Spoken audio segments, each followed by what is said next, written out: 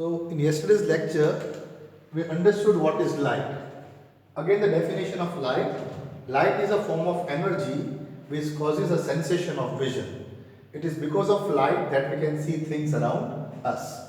Okay? And we also saw that the way we explain things, for certain phenomena like reflection and refraction, we can consider light travels in a straight line.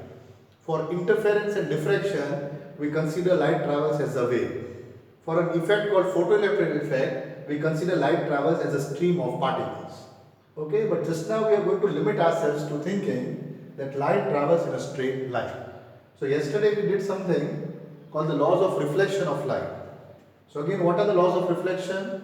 The incident ray, the normal and the reflected ray lie in the same plane, that is law number 1. And angle of incidence is always equal to angle of reflection, that is the law number 2. So the first demonstration we showed was regular and irregular or diffused reflection. What happens in regular reflection? The incident rays are parallel and the reflected rays are also parallel. In the irregular reflection, the incident rays are parallel but the reflected rays are not parallel, giving rise to irregular or diffuse reflection. Now today we talk about something, okay, say an object, opaque object. Now, when we consider an opaque object and we consider a source of light, now the source of light can be an extended source or a point source, depends on what you want to take. So when you take an extended source, okay, and we consider that light travels in a straight line. From the surface of the body, light travels in a straight line. So when light is traveling in a straight line, what happens? An opaque object will block the light. Yes? So when an opaque object blocks the light, a shadow is formed. But for a shadow to be formed, a screen is needed. Now here there is no screen. So now it will depend where I put my screen.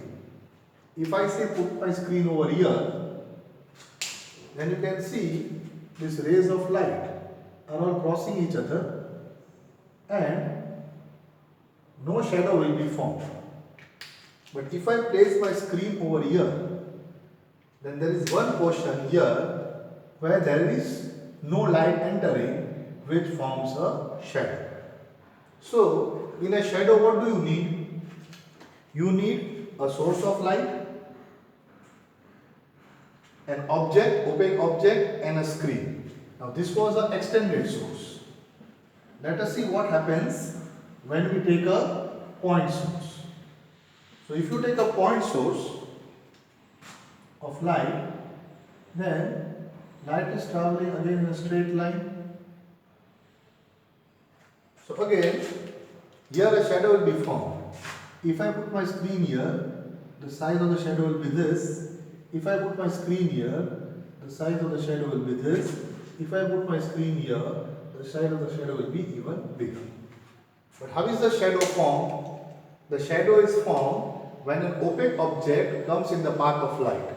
An opaque object does not allow light to go through, so the place, okay, the area where there is no light forms a shadow.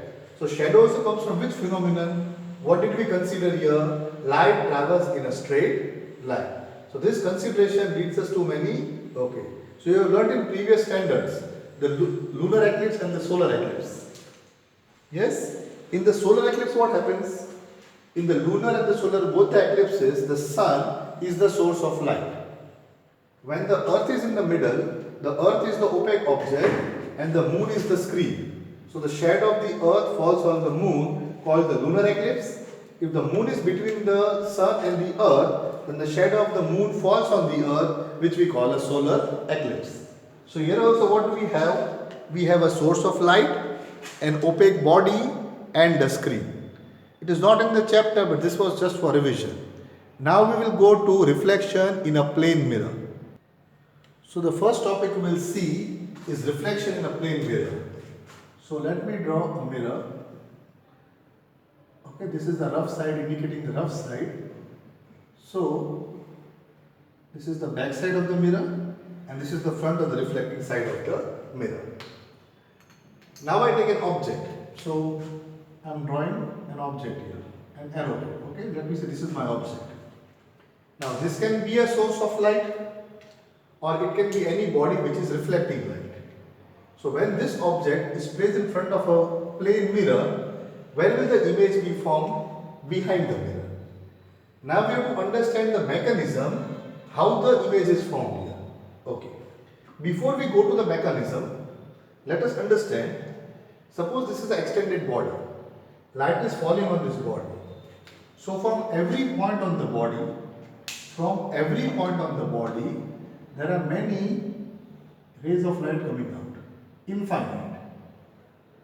Okay? So from every point on the body, there are infinite rays of light coming out. So from one point there can be infinite rays and there are infinite points on the object. So there are infinite rays coming from each point and from every point again infinite rays are coming out. Now if I try to draw each and every ray, this makes the figure very complicated. So we will go back to the laws of reflection and only take what we need to take. Okay? So to make the work easier, I will only take two rays of light from each point to understand this phenomenon. Okay. Now, I will draw a line here. Okay. This is the incident ray of light.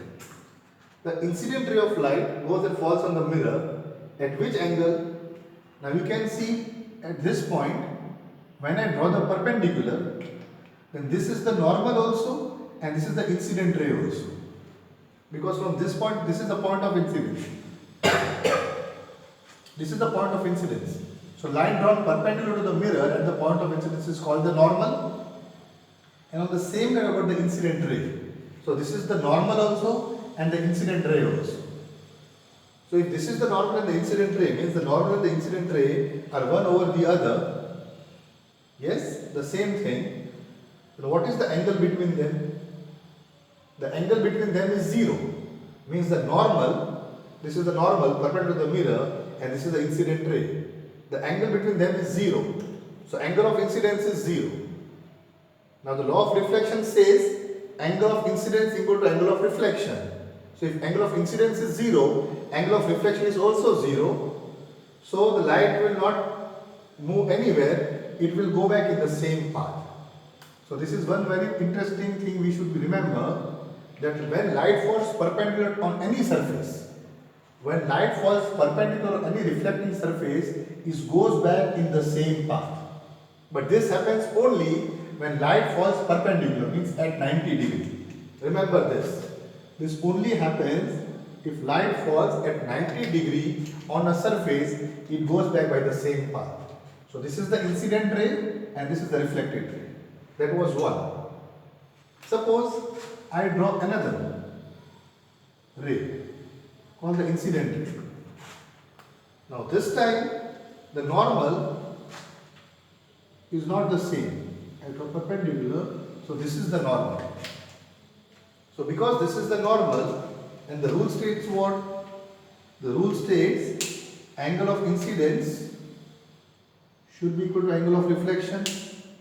So I draw the angle of reflection equal to angle of incidence and I get this angle of, so they both are equal. So this is the reflected ray. Now you see this ray is reflected and travelling like this. This ray is travelling like this. These two rays will never meet. But what is appears to the observer, they appear to meet on which side? If I extend them, it appears to meet on the back side of the mirror. So, the image of this point here will be formed here. Okay? In the same way, if I take the images of all the points, I will get corresponding images over here. So, this will give me the image. So what I have done here, I have taken only two rays to not make it complex. One ray perpendicular goes back. You can try a third one also. Suppose I take a ray falling like this, incident. I draw the normal. I draw the reflected ray. And when I trace it backward, I get it at the same point. Means all the rays of light coming from this point after hitting the mirror, they are reflected back following the laws of reflection. Angle of incidence equal to angle of reflection. But they will never meet. So when they are traced backwards, I will get the image of this point. And similarly, every point on the object, when I draw the same lines again and again, I will get the corresponding image giving me the same image. So this is the reflection of an object in a plane mirror. Remember, this is a plane mirror. Okay? So this is the diagram of the reflection of an object in a plane mirror. Have you followed that? This point, infinite rays of light come out from every point, infinite. But if I try to draw that, then it will become very complex. So you can just take two rays of light and follow the rules of reflection of light. First rule, all of them lie on the same plane. So we follow that rule. Second, angle of incidence is 0. So angle of reflection is 0. Angle of incidence, angle of reflection. When you trace them backward, you get the image of this point. So the image of this point I got. And similarly, when I draw the images of each and every point, I will get the image of every point on the object. I will get every point of the image giving me the image. Now see the observations. Find out what is the common thing you see here. What do you observe? You will see 4 observations. First of all, it is erect. Erect and virtual. What does erect and virtual mean? The words are very important. Erect means you can see the arrows on the top. Let us say this is the head and this is the feet. Head, feet. So suppose I am standing in front of the mirror, my head is up and my feet are down. In my image also, my head is up and my feet are down. So the image is erect. If my head goes down and my feet come up, it is called an inverted image. So if this is the head and the feet, even in the image, the head is at the top, the feet here. If it becomes like this, it is called inverted. But here you can see it is erect only. Yes, the head on the top, feet below, head on the top, feet below, erect. What does virtual mean? Virtual means one which cannot be caught on the screen. Means you cannot catch it on a screen. Okay? Now, how do you understand that it cannot be caught on a screen? What is virtual mean? Okay. So the example is, imagine this board is a mirror. Imagine this board is a mirror. And you are standing and looking into the mirror. So you will see the image in the mirror. Yes, you will see your image. And it looks like the image is in the next room. Now if I open the door and go to the next room, can I see your image? No. Why? Because your image does not exist. It only exists inside the mirror. It cannot be caught on the screen. I hope you are following, trying to understand. If this is the mirror and you are standing in front of the mirror, you will see your image inside the mirror. And it will look like the image is in the next room, behind the mirror. If I open the door and go behind the mirror to find your image, I will never find it because it is inside the mirror, can never be caught on a screen. So it is a virtual image which cannot be caught on a screen. In the cinema halls, you see the image on the screen is a real image because it is caught on a screen. But in a plane mirror, it is always virtual. Means the image is inside the mirror. You cannot go to find it or cannot catch it on a screen. The second thing you will see, it is the same size. If it is a plane mirror, the size of the object and the size of the image are equal, same size. Okay, that you must have noticed if it is a plane mirror. Third thing, distance between object and mirror, or you can say the distance between the object and the mirror, this distance is equal to distance between image and mirror. Yes? So what is the distance between object and the mirror? The same distance between the image and the mirror. Distance is the same. And the fourth thing you will notice is laterally inverted. So it is not inverted. Inverted means what? Remember the words. head up, feet down. Inverted means head down, feet up. This is not inverted, this is erect. But lateral inverted means your right hand becomes the left hand becomes the right hand. So these are the four characteristics of an image in a plane mirror. So we used which principles again? First we considered light travels in a straight line. We saw this diagram. I considered light travels in a straight line. Laws of reflection, the incident ray, normal and reflected ray lie on the same plane, and angle of incidence is always equal to angle of reflection. So using this I got the image in a plane mirror, so I can now explain. This thing was experienced and observed thousands of years. But now the science has got the proper explanation by this ray diagram. The explanation is what we see. So the phenomenon lot of people saw. I told you now, in the water, plain water or on polished surfaces, everybody can see their image. But this is a scientific model of what we see in a plane mirror. So what did we consider? Light travels in a straight line, and the two laws of reflection gave us the image. These are the characteristics of the image. Erect and virtual, same size. Distance between object and mirror is equal to distance between image and mirror, and laterally inverted. Right becomes left and left becomes right. So we have got a plane mirror. Very useful in some places, but doesn't make the world very exciting. So what will make it exciting is we will not take a plane mirror. So if we do not have a plane mirror, what type of mirror can we have? We will go for a curved mirror. So the mirror, instead of plain mirror, will now have a curved mirror. And the curved mirror, there are two possibilities. Which two possibilities? Possibility 1, the reflecting surface is inside. This is a rough surface, reflecting surface is inside. If the reflecting surface is inside, it is called a concave mirror. Remember the word cave, inside, cave. So concave means reflecting surface is on the inside. And if this is the rough part and the reflecting surface is on the outside, it is called a convex mirror. So we have got a plane mirror which is not curved, but if we curve it, we can have two ways. Now here you see it makes no difference. This is the rough part and this is the smooth part. If I make this part the rough part, if I change the direction of the mirror, this is the rough part now and this is the smooth part, still it is a straight line, no difference. But here there are two possibilities. Inside is reflecting concave mirror. Outside of the mirror is reflecting convex mirror. Okay? So now we are going to see the characteristics of the curved mirror. So here we introduce the curved mirror. I have drawn a circle over here, but it's not actually a circle. Imagine it represents a ball, like a football, a volleyball, basketball. This is a ball. Okay? Now this is a sphere. What is this? Actually, this is a two-dimensional figure, but you imagine a ball, a football, volleyball. That is something in a shape of a sphere. So imagine a glass sphere. Okay, sphere. Now, every sphere has got a center. You must have learned in the lesson of spheres, three-dimensional figures, or you learn later on. Every ball has got a center. Okay? Right. Now, first things we see before I cut it off. When I draw, see radius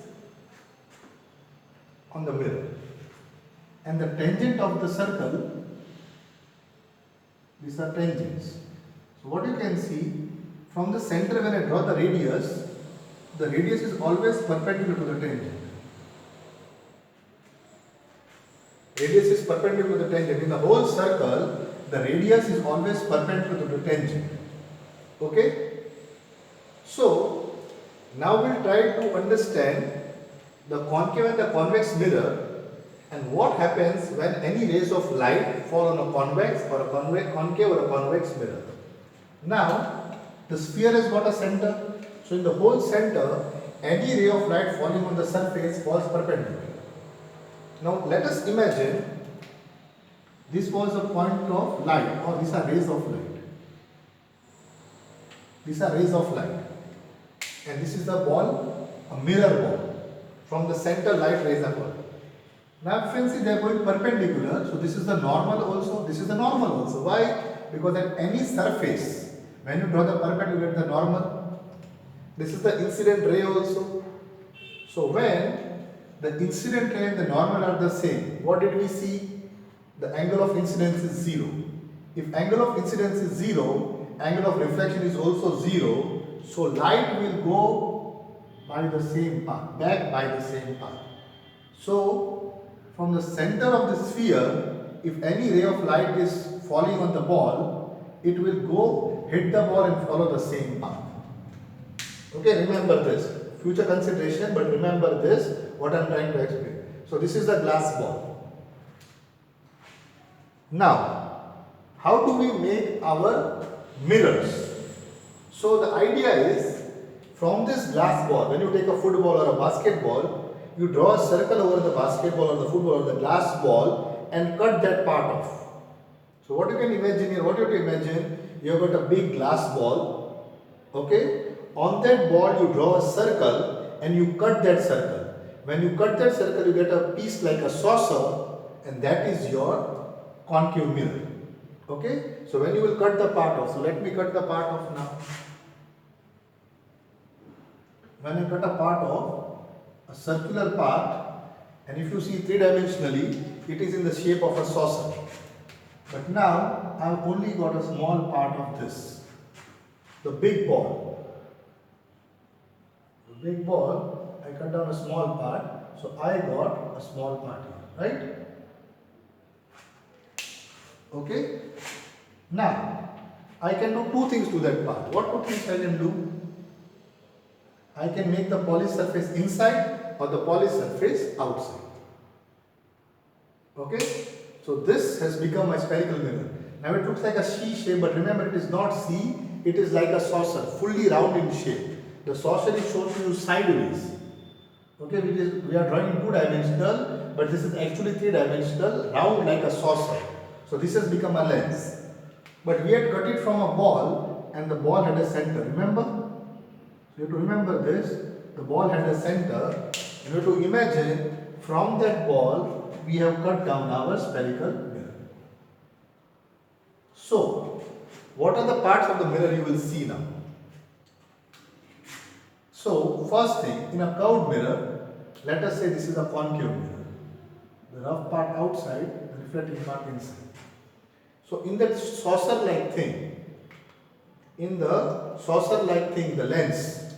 Okay, I do not have a mirror here, but I do not have a lens or a mirror. But you can imagine a saucer-like thing. It is almost round like a saucer, the concave mirror. The center point of that mirror, you can see the round saucer, exactly in the center of that mirror is a point.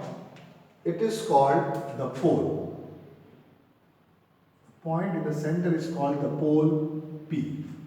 So pole is the geometric center of the mirror.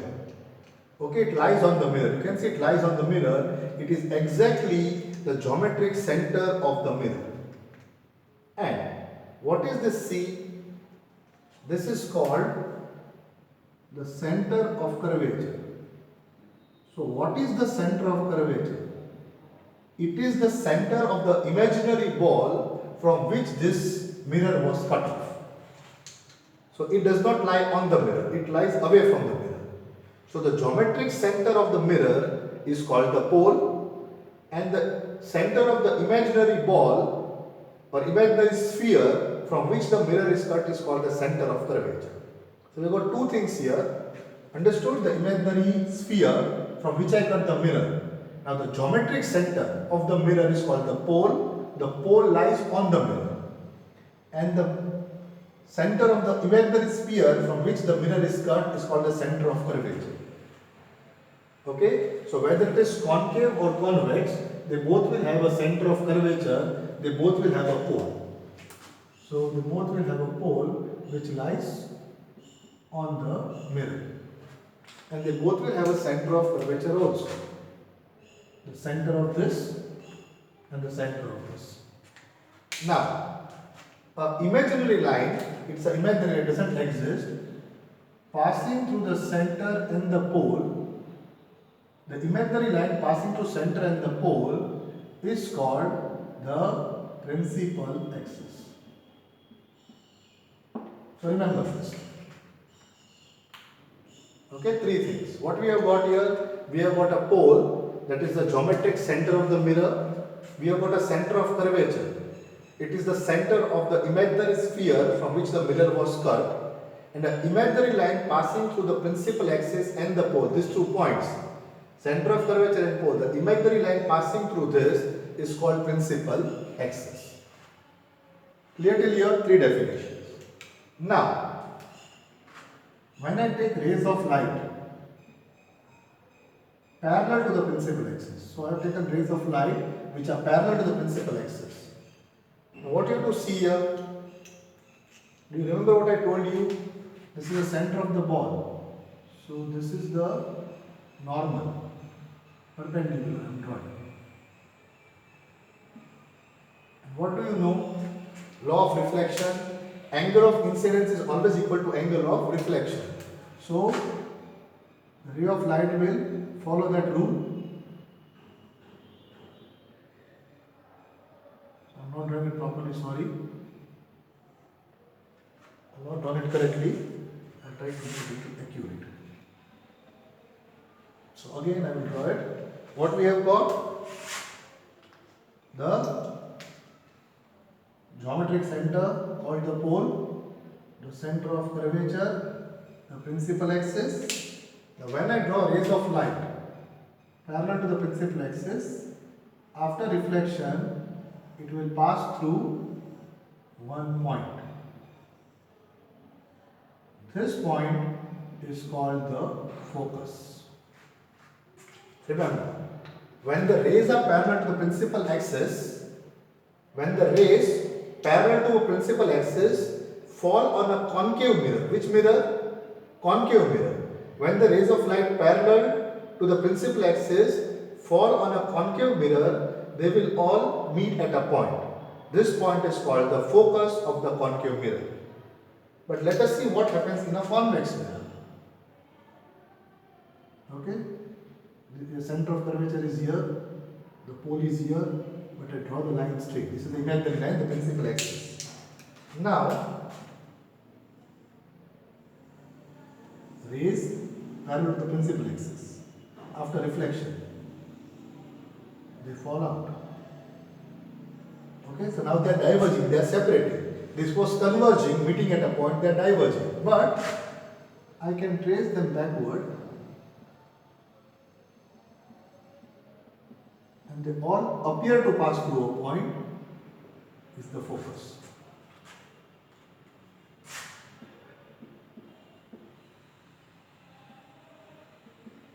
What you can see again, the pole, both the mirrors have a geometric center called the pole. There is a center of curvature in both the mirrors. The imaginary line passing through the 2 points is called the principal axis. This is called, this is the center of curvature. This line is called the principal axis. Okay, same goes here. Center of curvature, pole, principal axis. The rays of light parallel to the principal axis, after reflection from the concave mirror, meet at a point called the focus. The rays of light parallel to principal axis, after reflection from a convex mirror, appear to meet at a point. Appear to meet at a point called the focus of the convex mirror. So the focus of a concave mirror lies in front of the mirror, means it is real. The focus of a convex mirror lies behind the mirror, means it is virtual. Okay, so the definition still here. Now the only 2 things are left. The distance between the center of curvature and the pole is called the radius of curvature. I told you that the whole sphere has got a radius. So from the center to the pole, this distance is called the radius of curvature. Center to the pole, this distance is called radius of curvature. And the last one, the distance between the focus and the pole is called the focal length. I hope you can see this blue color line. The distance between the focus and the pole is called the focal length.